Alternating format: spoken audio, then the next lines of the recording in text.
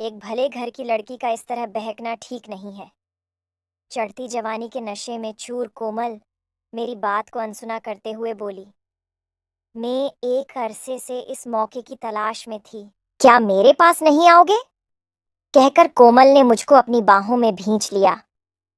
मैं खुद पर काबू रखते हुए बोला, कोमल, इतना भी मत बहको। मैं बीए पास होकर भी बेरोजगार था। मैंने कई इंटरव्यू दिए पर कहीं भी कामयाब नहीं हुआ। आखिर में निराश होकर मैंने एक दोस्त के कहने पर गाड़ी चलाना सीखा और बतौर ड्राइवर मिस्टर विनोद की कार चलाने लगा। मेरी मेहनत और ईमानदारी से खुश होकर विनोद जी मुझे बेटी की तरह मानने लगे और मेरी हर जरूरत को फौरन पूरा कर देते। कोमल विनोद जी की इकलौती बेटी थी। वह बहुत शोख, चंचल और खूबसूरत थी। वह हमेशा अपनी अदाओं से मुझको रिंझाती, पर मैंने कभी उसकी ओर ध्यान नहीं दिया। मिस्टर विनोद जी ने अपने घर के पिछवाड़े वाला कमरा मुझको रहने के लिए दिया था। मैं वहीं अपनी रात बिताता और दिन में विनोद साहब की कार को चलाता था। इधर कुछ दिनों से मैं महसूस कर रहा था कि कोमल की नीयत ठीक नहीं है।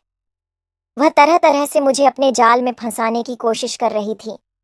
उसकी हरकतें देखकर कई बार मेरी वासना भड़कने लगती थी, पर बदनामी और नौकरी जाने के डर से मैं मन मसोस कर रह जाता था। पिछले हफ्ते की बात है। विनोद जी मुझसे बोले, कमलेश, कोमल अपनी कुछ सहेलियों के साथ पिकनिक पर जा रही है। तुम सबको कार से ले जाओ।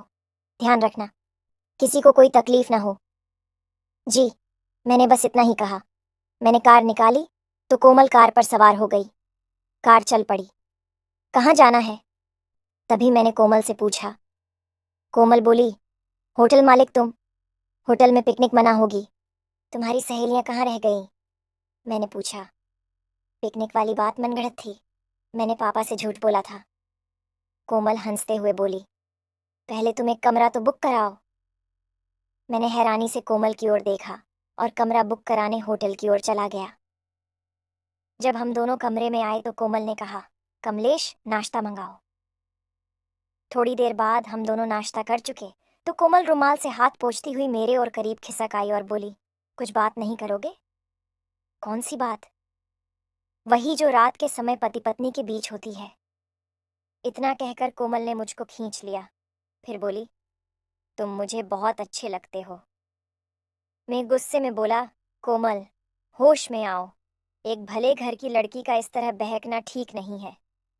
चढ़ती जवानी के नशे में चूर कोमल मेरी बात को अनसुना करते हुए बोली, मैं एक अरसे से इस मौके की तलाश में थी। क्या मेरे पास नहीं आओगे? कहकर कोमल ने मुझको अपनी बाहों में भींच लिया। मैं खुद पर काबू रखते हुए बोला, कोमल, इतना भी मत बहको। मैंने तो तुम्हारे बारे में ऐसा कभी नहीं सोचा और तुम ऐसी हरकत करती हो। और फिर तुम्हारे पिता मुझ पर कितना भरोसा करते हैं। क्या मैं उनके भरोसे को तोड़ दूं? तुम मेरे कोई भाई तो हो नहीं। कहकर कोमल ने दोबारा मुझको बाहों में भरना चाहा। मेरी हालत सांप छूदर की सी थी। मैं कोमल से छिटक कर दूर जा खड़ा हुआ, फिर गिड़गिड़ाते हुए बोला, कोमल, तुम इस तरह की हरकतें करके मुझे मत भड़काओ, वरना कुछ गलत कर दूंगा। इतना कहकर मैंने कोमल को गाड़ी में जल्द आने को कहा और मैं कार में जाकर बैठ गया। इस घटना के कुछ दिन बाद एक दिन मैं रात में अपने कमरे में लेटा था। रात के 12 बजे थे। मैं अपने कमरे में बेसुध सोया हुआ था कि तभी दरवाजे पर ठक ठक हुई। ठक ठक की आवाज से मेरी नींद खुल गई, लेकिन मैंने सोचा कि शायद यह आवाज मेरे मन का भ्रम है, इसलिए मैं करवट बदलकर फिर सो गया। लेकिन कुछ देर बाद फिर ठक ठक की आवाज आई। लगता है कोई है, मैंने मन ही मन सोचा। फिर उठकर लाइट जलाई और दरवाजा खोलने लगा। तभी मेरे मन में ख्याल आया कि कहीं बाहर कोई चोर तो नहीं है। ये ख्याल आते ही मैं थोड़ा सहम सा गया। फिर मैंने धीरे से पूछा, कौन है? मैं हूं। बाहर से किसी लड़की की मीठी सी आवाज आई। मैंने दरवाजा खोल दिया। सामने कोमल को खड़ा देखकर मैं हैरान होकर बोला, अरे, तुम क्यों, कोई अनहोनी हो गई क्या? कोमल मुस्कुराते हुए बोली। मैंने देखा कि कोमल ब्लू रंग का सलवार सूट पहने हुए थी। कोमल की आंखों में एक अनोखी मस्ती थी। उसे देखकर मुझको ऐसा लगा जैसे मेरे आगे कोई जन्नत की दूर खड़ी हो। तभी ये कमरे के अंदर आ गई और मुझको अपनी बाहों में भरकर मेरे गालों को चूम लिया।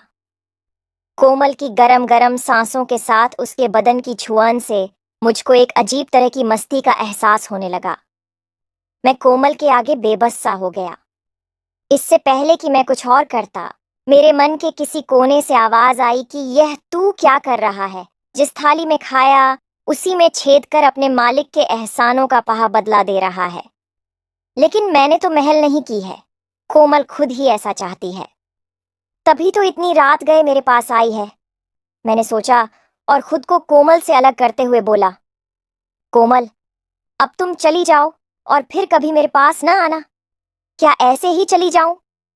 कोमल ने प्यासी नजरों से मुझको देखा। मेरे दिमाग में एक एक करके पिछली बातें घूमने लगी। कहाँ खो गए कमलेश?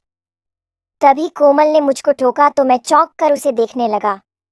कोमल, मुझ पर रहम करो, तुम जल्दी यहाँ से चली जाओ, मैं कमजोर हो रहा हूँ, मैं गिड़गिड़ाते हुए बोला। तभी दूसरे कमरे से खांसने की आवाज आई और कोमल अपने कमरे की ओर भाग गई। मैंने अब चैन की सांस ली। अगले दिन मैं उनका घर छोड़कर चला गया। विनोद जी ने कमरे की तलाशी ली तो एक चिट्ठी मिली। उस चिट्ठी में लिखा था, मैं आपकी नौकरी छोड़कर जा रहा हूँ, कृपया परेशान न होइएगा और न ही मुझे खोजने की कोशिश कीजिएगा। आपका कमलेश। चिट्ठी पढ़कर विनोद जी हैरान रह गए। मेरा इस तरह बिना कुछ बताए जानना उनकी समझ में नहीं आ रहा था। कोमल को जब यह बात मालूम हुई तो वह भी हक्की बक्की रह गई। मैं दूसरे शहर में आ गया था और अपनी नई जिंदगी की शुरुआत